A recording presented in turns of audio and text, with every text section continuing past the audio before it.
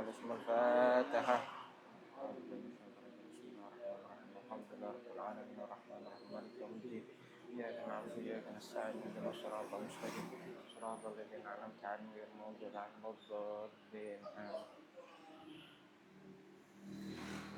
بسم الله الحمد لله والصلاة والسلام على رسول الله سيدنا محمد بن عبد الله وعلى آله وصحبه من والاه ولا حول ولا قوة إلا بالله. Rabbi syrah li sadri wa yassir li amri wahlul 'uqdatam min lisani yafqahu qawli wasaddid lisani wahdi qalbi bihaqqi sayyidina Muhammadin wal ali ma ba'd. Dan melanjutkan kajian kita pada apa yang telah dikarang oleh Syekh Salim bin Abdullah bin Sa'ad bin Sumar al-Hadrami dalam kitabnya Safinatun Najah, masih dalam pembahasan rukun-rukun iman, yaitu dalam pembahasan rukun kepada para rasul. Salah satu yang wajib kita imani di dalam rukun iman itu adalah iman kepada Rasul. Dan sudah diterangkan tentang makna iman kepada para Rasul. Dan siapa saja yang wajib kita imani daripada mereka para Rasul dan mana yang lebih afdal di antara mereka. Kemudian pembahasan sekarang melanjutkan pembahasan sebelumnya, yaitu kewajiban bagi setiap mukallaf untuk memiliki akidah, keyakinan yang kita sebut kemarin dengan khamsuna aqidah, 50 aqidah. Nah, ini 41 fi haqqillahi ta'ala, kemudian sisanya adalah akidah yang terkait dengan haknya para rasul, para utusan Allah Subhanahu wa taala. Yaitu terbagi menjadi 3 sebagaimana yang terkait dengan haknya Allah Subhanahu wa taala. Nah, ini yaitu sifat wajibnya para rasul dan sifat mustahilnya, kemudian sifat jaiz pada para rasul, para utusan Allah Subhanahu wa taala. Baik. Nah, wajib kita meyakini bahwasanya mereka para utusan Allah Subhanahu wa taala memiliki sifat-sifat ini. Memiliki ini sifat wajib bagi mereka, sifat mustahil bagi mereka, kemudian sifat jaiz. Sehingga ketika kita memiliki keyakinan seperti itu, sempurna iman seseorang. Jika tidak, maka ada permasalahan di dalam keimanannya. Yang pertama, sifat wajib bagi para rasul. Apa aja sifat wajib bagi rasul? Ada 4. Sifat wajibnya para rasul ada 4. Yaitu yang pertama, ini sifat as-siddiq, kemudian at-tabligh, kemudian amanah, kemudian fatanah. 4 sifat yang wajib yang harus kita imani terkait pada hak para rasul. Ini sifat siddiq, tabligh, amanah, fatanah. Ini pasti ada pada diri mereka. Yang pertama siddiq, jujur. Pasti para rasul itu tidak mungkin bohong. Mustahil. Dari sini kita bisa ambil pemahaman tentang sifat mustahilnya. Artinya sifat siddiq harus ada pada diri mereka. Berarti mustahil bagi mereka al-kadzib. Mustahil bagi mereka al-kadzib. Salah satu sifat mustahil. Kemudian at-tabligh. Apa artinya tabligh? Menyampaikan. Artinya ini harus ada pada diri para rasul. Artinya mustahil bagi mereka untuk apa? Al-kitman, menyembunyikan. Menyembunyikan. Mustahil bagi mereka al-kitman. Jadi apapun yang diperintahkan oleh Allah Subhanahu wa taala untuk disampaikan, mereka sudah menyampaikan semuanya. Sebagaimana dahulu di Hajjatul Wada, Nabi sallallahu alaihi wasallam berkhutbah, khutbatul wada yang dikenal. Panjang khutbahnya Nabi. Kemudian terakhir Nabi mengatakan, Allahumma inni qad ballaght, Allahumma fashhad. Ya Allah, saksikan aku sudah menyampaikan apapun yang telah diperintahkan untuk disampaikan.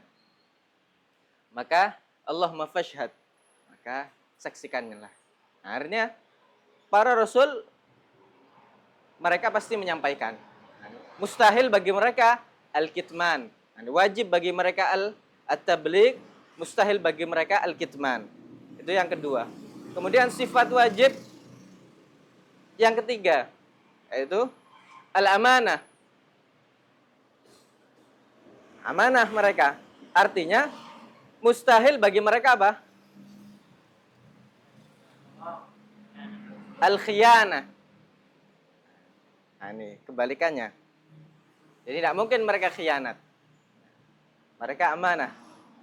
Sebagaimana Nabi sallallahu alaihi wasallam. Nabi sallallahu alaihi wasallam itu sebelum diutus, beliau itu dikenal sebagai dengan julukan yang selalu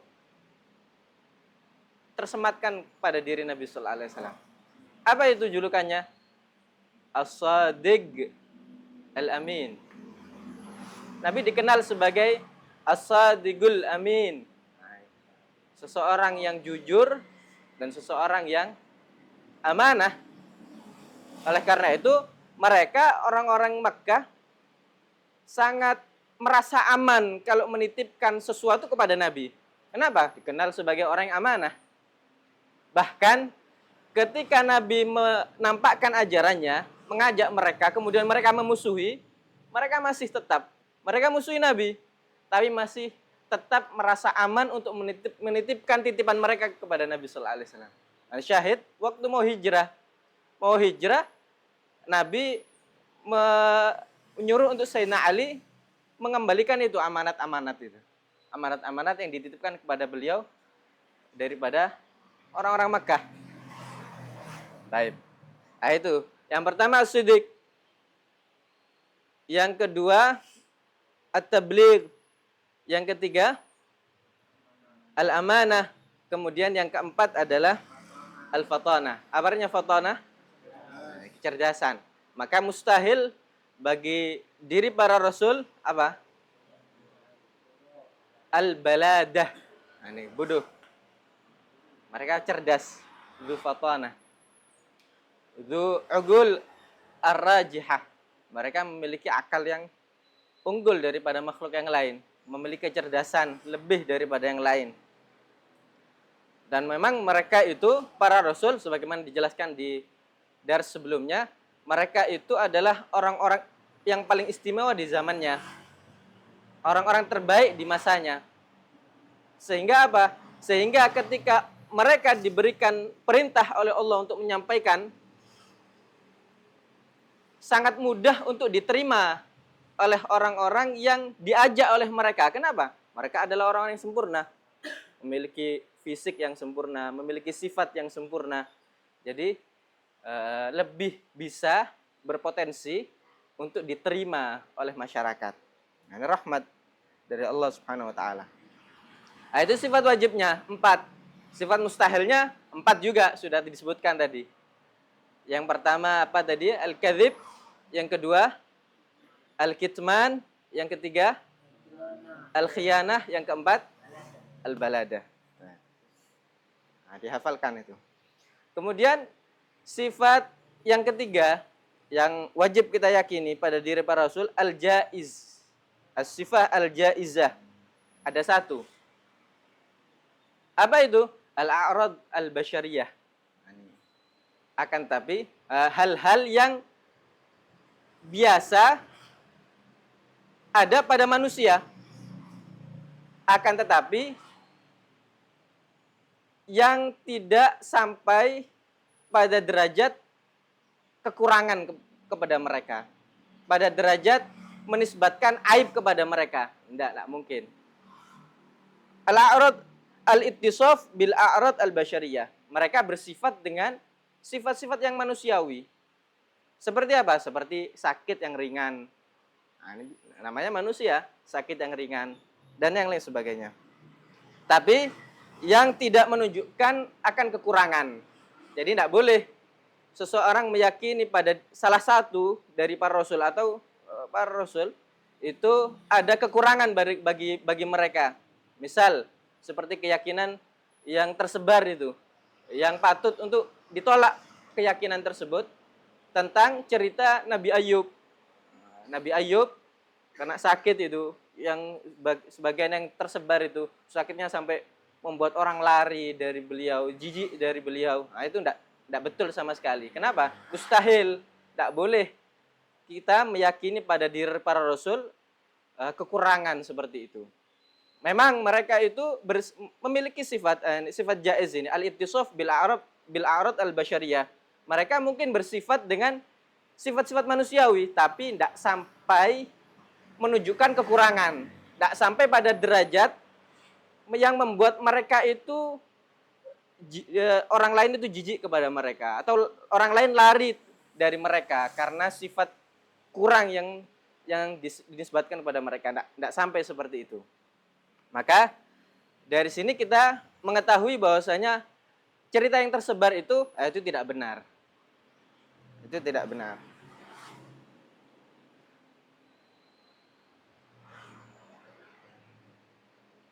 Ada utusan, ini para rasul. Kemudian ada cerita mungkin tertimpa dengan judam misalkan, atau albaros, penyakit yang membuat orang lari. Ini judam, ini kulit, penyakit kulit. Albaros juga penyakit kulit yang membuat orang jijik, orang lari. Tidak mungkin ini. Kenapa? Karena itu tidak boleh diyakini pada hak mereka. Mereka itu orang-orang yang sempurna. Baik. Nah, itu hal-hal yang terkait pada iman dengan para rasul yang wajib kita ketahui. Baik. Nah, itu dihafal itu juga. Nah, sifat wajib bagi para rasul ada 4, yaitu as-siddiq, kemudian tabligh, kemudian al-amanah, kemudian fatanah, kemudian sifat mustahil bagi para rasul ada 4 juga, yaitu al-kadzib, al-kitman, al-khiyanah, al-baladah. Kemudian sifat jaiz yaitu 1, al-ittisaf bil a'rad al-basyariyah allati la tadullu ala naqsin. Nah, itu difahami dan dihafal. Baik. Kemudian termasuk kebiasaan para musannif ketika membahas tentang rukun iman atau membahas tentang rukun Islam di beberapa kitab, mereka membahas sedikit, sekelumit tentang biografi atau sirah Nabi Muhammad SAW. Seperti di syarah hadis Jibril itu, dibahas sedikit waktu membahas tentang rukun Islam, misalkan. Kenapa? Karena memang keimanan seseorang atau keislaman seseorang itu tidak bisa dicapai kecuali dengan Nabi Muhammad SAW. Nah, ini. Nah, sebagaimana yang sering kita dengar daripada guru kita, Syekh Muhdhar, iman kita, Islam kita, namanya itu mim ha mim dal. Namanya itu Muhammad. Mim ha mim dal. Kullama dzakartuh zalla minnil kadar. Setiap kali aku mengingat, hilang dariku segala kegundahan. Allahumma shalli alaihi. Ini termasuk kebiasaan para pengarang kitab menyebut sedikit tentang sirah Nabi Shallallahu Alaihi Wasallam. Di sini juga yang patut untuk diyakini tentang akidah tentang Nabi Shallallahu Alaihi Wasallam ini dijelaskan bahwasanya Nabi itu harus kita yakini bahwasanya beliau itu adalah orang Arabiyun Quraisy, seorang yang dari kalangan orang Arab, Arabi. Nabi itu orang Arab. Jadi tidak boleh kita benci sama orang Arab. Kenapa? Nabinya dari orang Arab. Kalau benci orang Arab, berarti dia benci sama Nabi Shallallahu Alaihi Wasallam. Orang Arab kemudian diambil dari yang terbaik dari orang Arab, yaitu Quraisy, suku Quraisy. Nah, beliau adalah Arabiyun Quraisy, seorang yang dari kalangan orang Arab dan disaring lagi dari suku terbaik di kalangan orang Arab, yaitu suku Quraisy. Suku Quraisy itu suku kabilah yang dinisbatkan kepada salah satu daripada kakeknya Nabi, yaitu siapa? Yaitu Sayyidina Fihr. Fihr bin Malik. Fihr bin Malik. Ada perbedaan pendapat. Ada yang mengatakan dinisbatkan kepada Sayyiduna An-Nadhr. An-Nadhr bin Kinanah. Nah, tapi yang kebanyakan mengatakan Quraisy itu dari Fihr. Artinya yang datang setelahnya Fihr, anak keturunannya Fihr itu Quraisy semuanya. Di atasnya Fihr itu Kinani namanya. Kinani. Bukan Quraisy, tapi Kinani. Baik. Nah, ini harus kita yakini, Nabi itu orang Arab. Kemudian dari suku Quraisy. Nabi itu seseorang yang memiliki bentuk tubuh yang sempurna, indah. Memiliki bentuk fisik abyad, putih. Musyarrab bihumrah, yang agak kemerah-merahan. Bukan putih kayak susu gitu, bukan. Bukan putih kayak tembok gini, bukan. Bukan putih bening, bukan.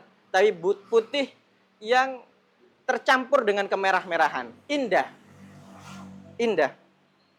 Kemudian kita harus yakini Nabi ini adalah khatamun nabiyyin wal mursalin. Sebagaimana dijelaskan, khatam dari khatam, ini afdaluhum, afdalul anbiya wal mursalin. Atau khatim, ini penutup. Beliau adalah penutup bagi para rasul. Kemudian harus kita yakini juga bahwa Nabi itu dilahirkan ada di kota Makkah. Kemudian diutus ada di Makkah juga. Ini ditampakkan itu biasa, ditampakkan kenabian kepada Nabi Sallallahu Alaihi Wasallam, dan beliau ada di mana? Ada di kota Makkah. Kemudian harus kita yakini juga Nabi itu ada setelah itu hijrahnya ke kota Madinah. Kemudian meninggal di kota Madinah dan dimakamkan ada di kota Madinah. Kemudian harus kita yakini juga bahwasanya syariatnya Nabi Shallallahu Alaihi Wasallam itu menghapus syariat-syariat sebelumnya. Jadi syariat sebelumnya itu tidak berlaku, sudah dihapus dan ditutup dengan syariatnya Nabi Shallallahu Alaihi Wasallam.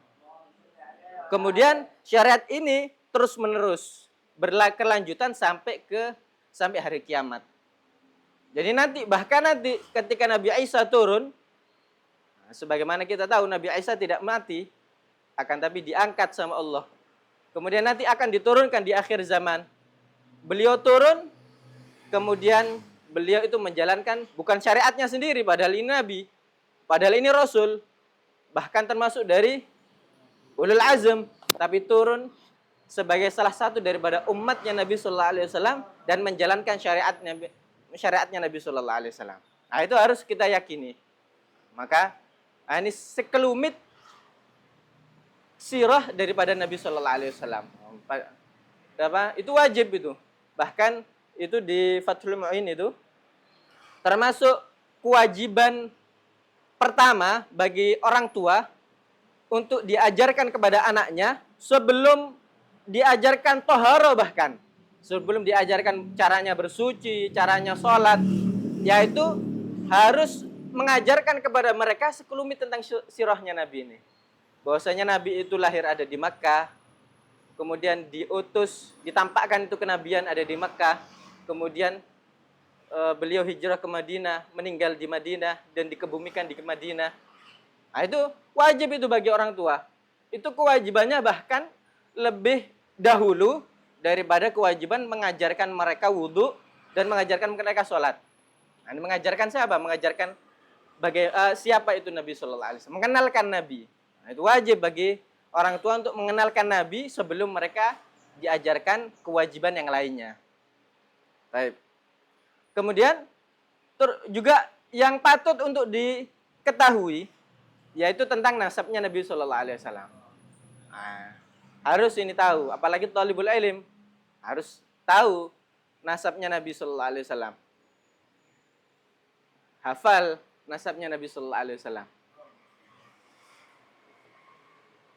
Nabi itu nasabnya dari ayah.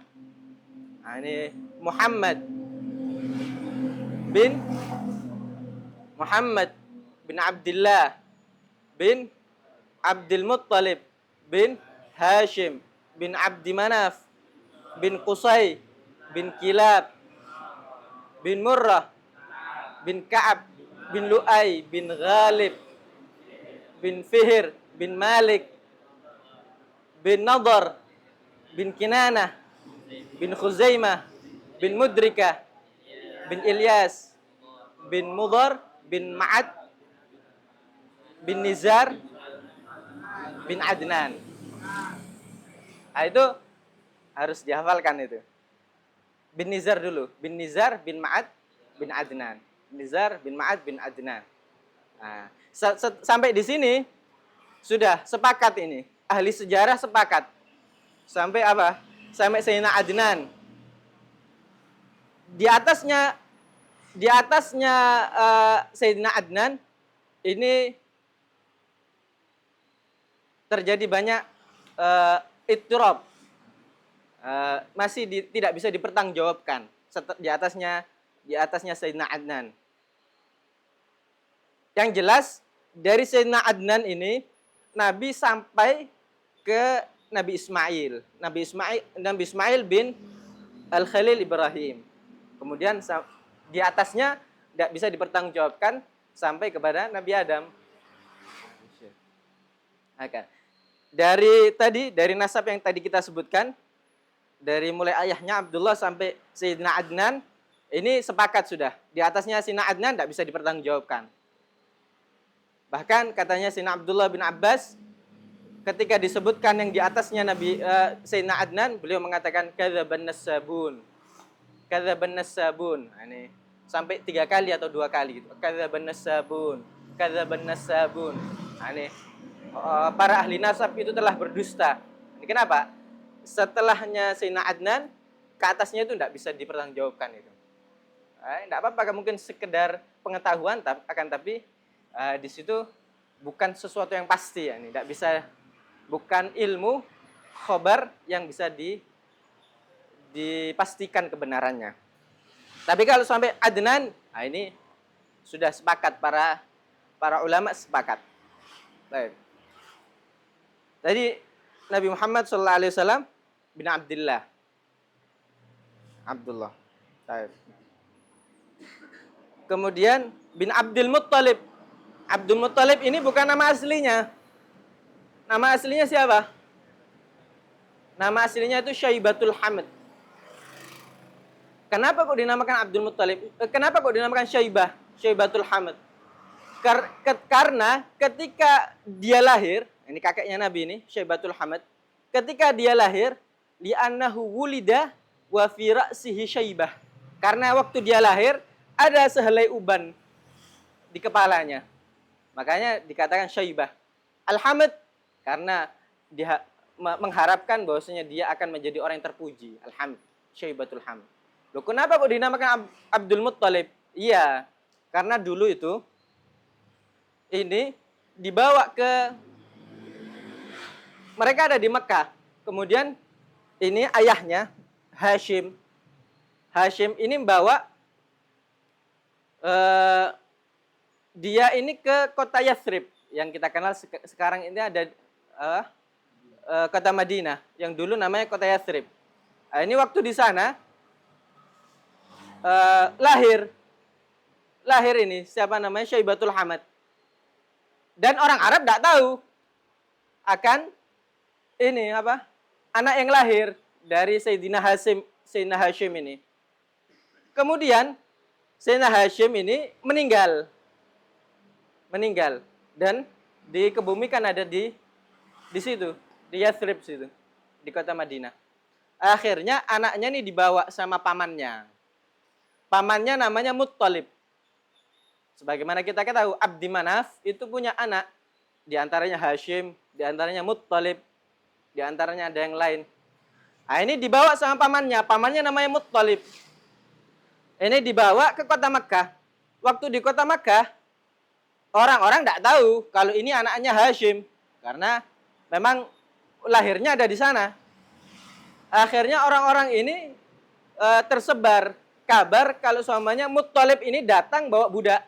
Akhirnya dikatakan siapa? Abdul Muttalib, hambanya Muttalib. Akhirnya sudah tersebar itu berita.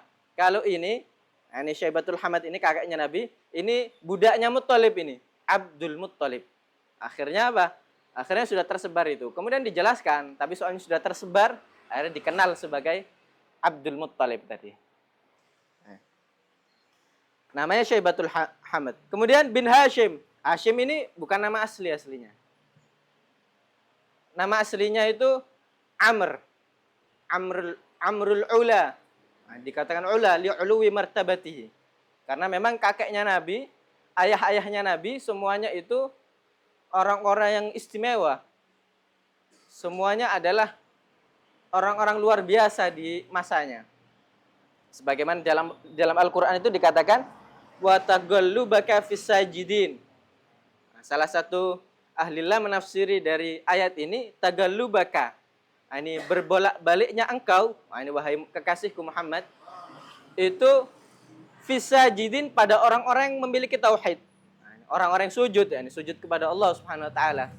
Jadi baik ayah ataupun ibu ataupun kakek ataupun nenek, semuanya sampai ke atas, yang laki-laki dan perempuan, mereka adalah orang-orang yang memiliki tauhid kamil dan tidak pernah melakukan kesyirikan sama sekali.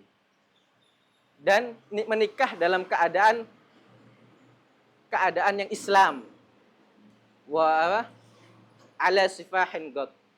Tidak pernah, tidak ada di rentetan sampai ke atas itu, ayah dan kakek nenek Nabi sampai ke atas, itu tidak ada yang namanya perzinaan, tidak ada. Semuanya ikatan yang istimewa, ikatan suci. Dan mereka juga adalah orang-orang yang terbaik di masanya. Ini Hashim namanya Amrul Ula.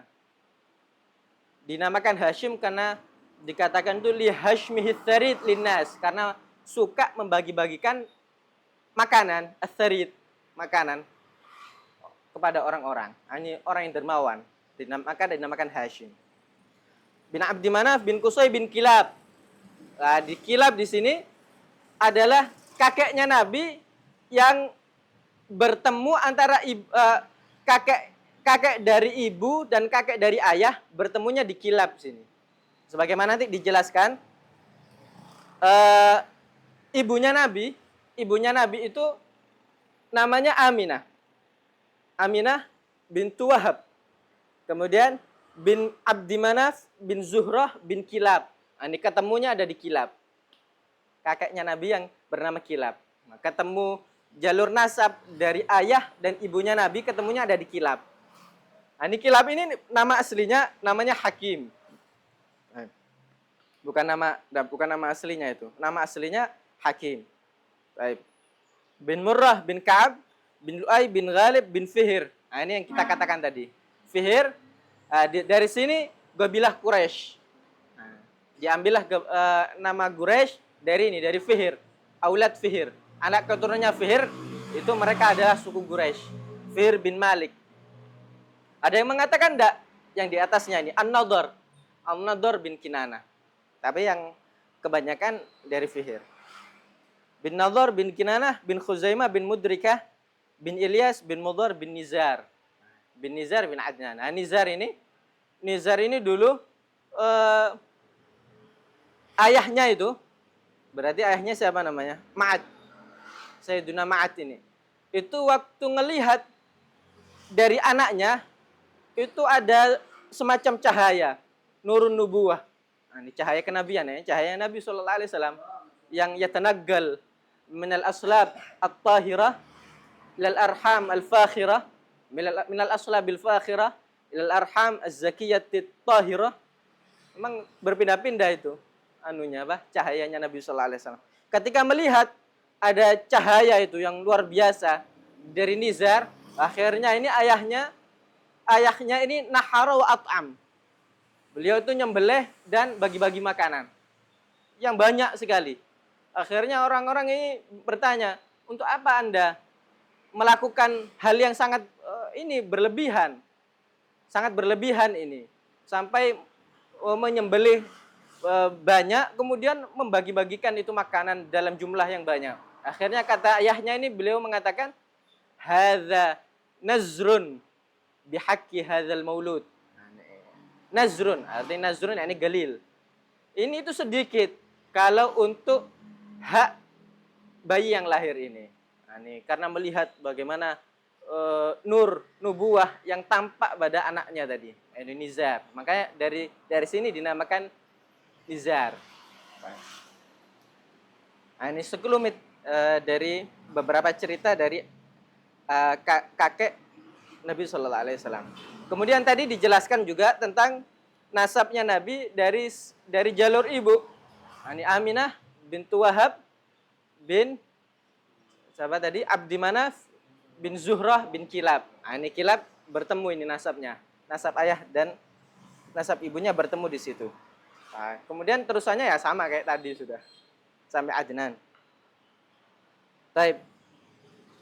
Perlu juga kita yakini tentang keyakinan terhadap Nabi Sallallahu Alaihi Wasallam, harus kita tahu bahwasanya Nabi itu lahir tadi ada di kota Makkah.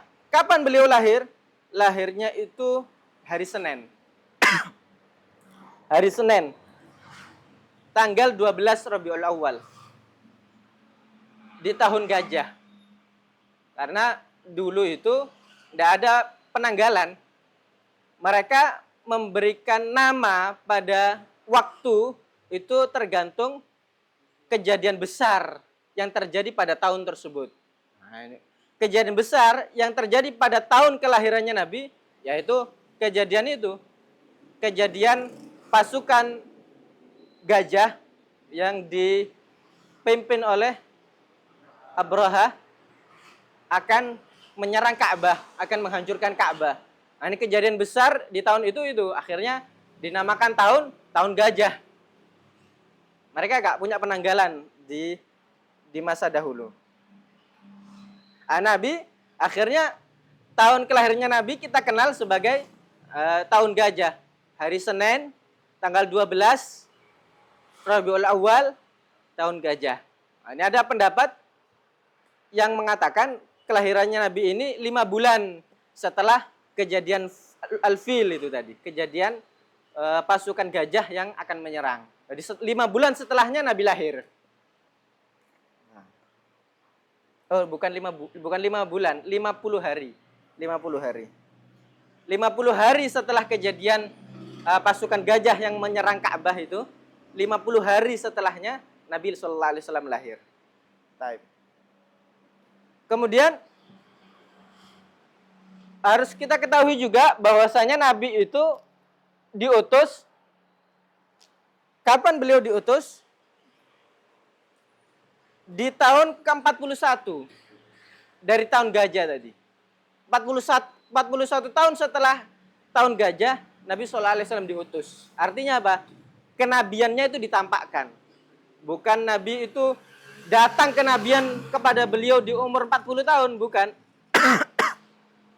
Akan tetapi kenabiannya itu ditampakkan oleh Allah Subhanahu wa taala ketika beliau genap umur 40 tahun, yaitu 41 tahun setelah kejadian pasukan gajah tadi, setelah tahun gajah. Nah, ini artinya Nabi sudah genap 40 tahun. Datanglah kenabian itu, dinampakkan itu kenabian pada diri beliau. Bukan datang kenabian kepada beliau. Kenapa? Karena memang Nabi sallallahu alaihi wasallam itu dari semenjak sebelum adanya Nabi Adam, beliau itu sudah nabi. Sebagaimana yang sering kita dengar dari penjelasan guru kita itu. Nabi itu Nabi sallallahu alaihi wasallam itu sudah menjadi nabi bahkan sebelum adanya Nabi Adam. Akan tapi ditampakkan itu di umur beliau yang sudah genap 40 tahun. Karena memang eh, dikatakan itu seseorang itu matang. Mau kemana? Fan. Hah? Karena memang dikatakan itu seseorang itu matang di dalam kehidupannya itu di umur yang ke-40 tahun. Nah, ini matang di dalam kehidupan, akalnya sudah sempurna dan dia sudah matang di dalam menjalani kehidupan ketika umur 40 tahun. Maka tampak itu kenabian di umur beliau yang ke-40 tahun. Kemudian beliau hijrah. Hijrah di tahun ke-13. Tahun ke-13 dari apa? Dari Bi'tsah. Tahun ke-13 dari Bi'tsah. Jadi setelah dinampakkan itu kenabian, setelah beliau diutus, 13 tahun setelahnya beliau hijrah. Hijrah ke kota Madinah. Kemudian beliau wafat di bulan Rabiul Awal di tahun ke-10. Dari apa? Tahun ke-10 dari hijrah. Nah, ini tadi setelah tahun gajah lahir beliau. Habis itu setelah genap 40 tahun itu beliau jadi nabi. Nah, ditampakkan kenabian. Nah, ini umur 40 berarti ya. Umur 40 tahun. Dari Bi'tsah 13 tahun itu beliau hijrah ke kota Madinah. Artinya 40 tambah 13. Berapa? 53 tahun. Artinya beliau hijrahnya waktu umur 53 tahun. Setelah beliau hijrah di umur 53, dari hijrahnya 10 tahun kemudian, itu beliau wafat. Artinya umur beliau ada berapa? 63 tahun. Nah, itu seperti itu. Maka di sini dijelaskan beliau itu wahwa fi tsalitsah wa sittin min umrihi sallallahu alaihi wasallam. Ketika meninggal, beliau dalam keadaan umurnya itu 63 tahun. Waktu lahir, Nabi sallallahu alaihi wasallam waktu lahir itu ayahnya sudah tidak ada. Jadi beliau lahir dalam keadaan yatim. Meninggalnya ayahnya itu ketika Nabi di dalam kandungan. Ayahnya meninggal. Ada yang mengatakan, ada pendapat yang lain enggak mengatakan bahwasanya ketika beliau lahir ayahnya masih ada, tapi 2 tahun setelahnya ayahnya meninggal. Iya. Atau 2 bulan. 2 bulan setelahnya. 2 bulan setelahnya ayahnya meninggal. Bahwa Ibnu Syahrain. 2 bulan setelahnya ayahnya meninggal. Baik. Nah, itu pendapat. Ada yang mengatakan wafatnya ayahnya itu waktu Nabi sallallahu alaihi wasallam dalam kandungan. Tapi ada pendapat yang lain mengatakan wafatnya ayahnya itu ketika Nabi 2 bulan, umurnya 2 bulan. Ada pendapat yang lain yang mengatakan 2 tahun. Lebih tepatnya ketika Nabi berusia 28 bulan. Ala kulli hal ada sejarah. Ini setiap orang meriwayatkan dengan yang dia tahu. Kemudian beliau lahir dalam keadaan yatim. Sampai umur 6 tahun ibunya meninggal. Akhirnya beliau dirawat dan ditanggung oleh kakeknya yang bernama Abdul Muttalib. Waktu umur berapa? Umur berapa tadi? 6 tahun. 6 tahun. Kemudian waktu umur beliau 8 tahun, tadi kakeknya yang merawat beliau meninggal, Abdul Muttalib.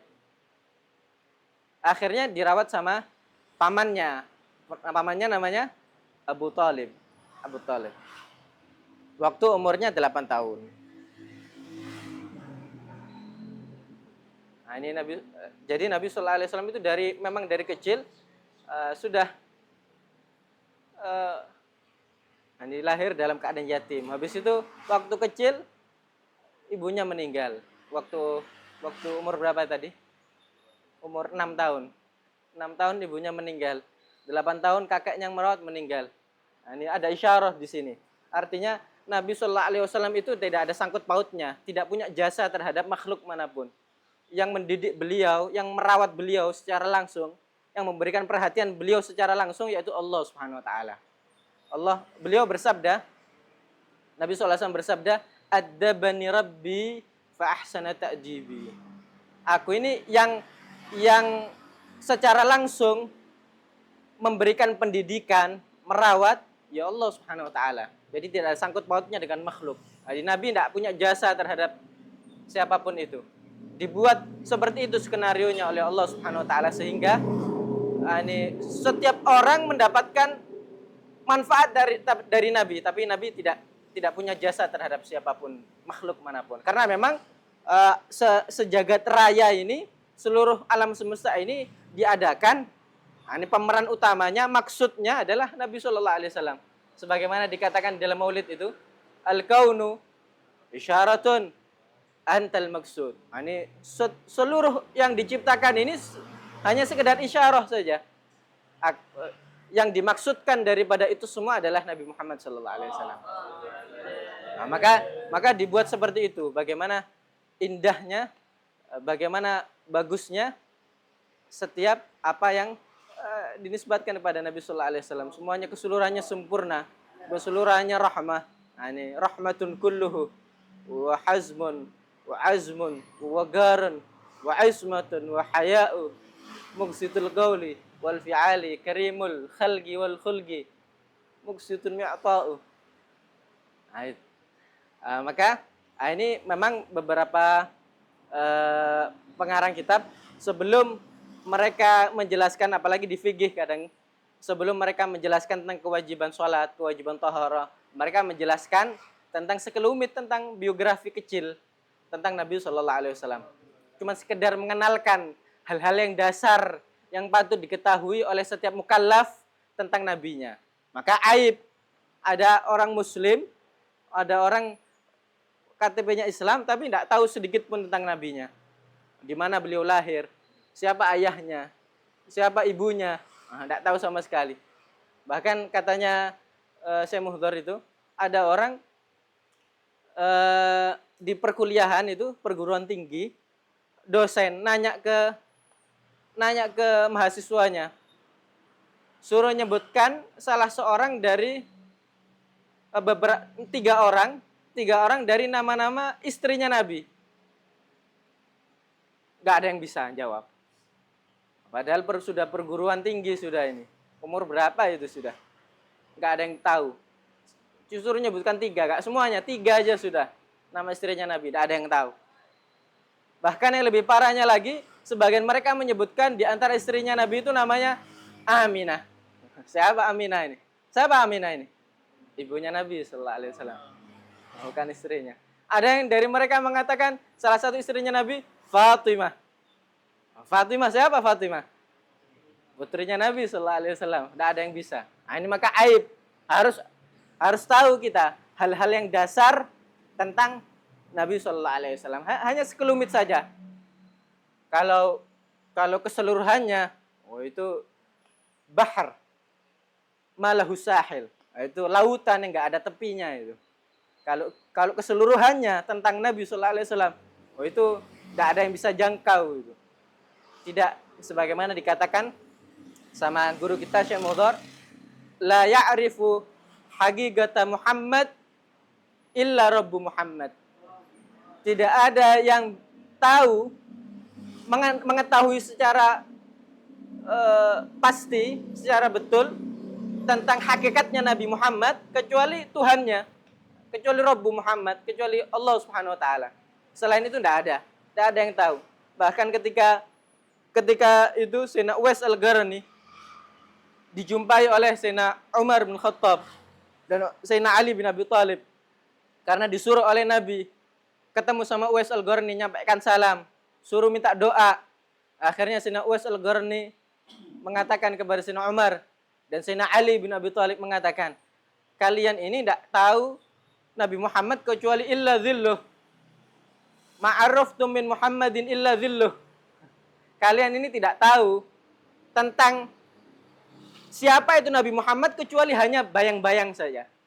Cuman bayangannya saja kalian tahu. Kalau sosok hakikat Nabi Sallallahu Alaihi Wasallam tidak ada yang tahu kecuali Allah Subhanahu Wa Taala. Nah, maka yang sedikit ini sebagai pengenal saja. Kalau yang keseluruhan tidak bisa kita ketahui kecuali hanya Allah Subhanahu Wa Taala saja yang tahu. Nah, maka dikatakan Ali bin Muhammad Al-Habsyi mengatakan itu. Saya berusaha buat menceritakan tentang Nabi Sallallahu Alaihi Wasallam, tidak bisa. Hawaltu an asifal habiba bi ba'di ma fahimal fuadu min athanal qur'ani fawajadtu nafsi la yafi'u bi dzarratin min ushri mi'syaril awsafir rabbani, katanya Habib Ali Habsyi. Habib Ali Habsyi ini orang yang dikenal sebagai orang yang sangat mencintai Nabi, sangat ma'rifat sama Allah Subhanahu wa taala, sama Nabi sallallahu alaihi wasallam. Tapi beliau mengatakan, saya berusaha untuk menceritakan tentang Nabi sallallahu alaihi wasallam dengan yang hati ini fahami dari apa yang saya fahami dari Al-Qur'an, pujian Allah terhadap Nabi di dalam Al-Qur'an, maka saya dapati diri saya ini tidak bisa mengungkapkan tentang Nabi sallallahu alaihi wasallam, bahkan hanya sekedar sedikit saja tidak bisa, katanya beliau. Karena memang seperti itu. Kita menceritakan hal-hal seperti ini tentang Nabi hanya sekedar bukan untuk mengetahui Nabi, bukan, hanya untuk sekedar menggerakkan kerinduan saja. Hanya untuk tashwigan lisami'in min khawasil mu'minin wa tarwihan lil muta'alligina bihadzal nuril mubin. Sallallahu alaihi wa alihi. Ini hanya cuma buat menggerakkan kerinduan saja. Tapi kalau untuk mengetahui, mengenal secara hakikat Nabi sallallahu alaihi wasallam, itu tidak bisa hanya Allah Subhanahu wa taala. La ya'rifu haqiqata Muhammadin illa Rabbu Muhammadin. Tidak ada yang bisa mengetahui hakikatnya Nabi sallallahu alaihi wasallam kecuali hanya Allah Subhanahu wa taala. Itu kita cukupkan dulu pada dari sekarang ini, hanya itu saja yang kita cukupkan, itu saja yang kita sampaikan. Kita teruskan di pertemuan berikutnya dalam keadaan yang lebih baik lagi. Nahanallahu taala. Kita akhiri dengan pembacaan doa kafaratul majlis. Bismillahirrahmanirrahim. Subhanakallahumma bihamdika asyhadu an la ilaha illa anta astaghfiruka wa atubu ilaik.